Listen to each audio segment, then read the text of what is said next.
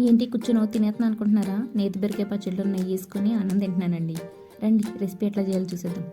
బీరకాయల్ని మంచిగా మీకు నచ్చిన సైజులో కోసేసుకోండి. ఎందుకంటే ఎలాగో మగ్గబెడతాం కాబట్టి ఏ సైజులో కోసుకున్నా పర్లేదు.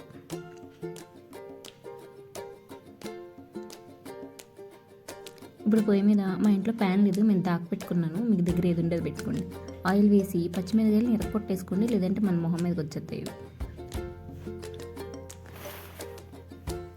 ఇప్పుడు అదే నూనెలో బీరకాయ ముక్కలన్నీ వేసేసి మంచిగా మగ్గబెట్టేసుకోవాలి, మూత పెట్టుకొని.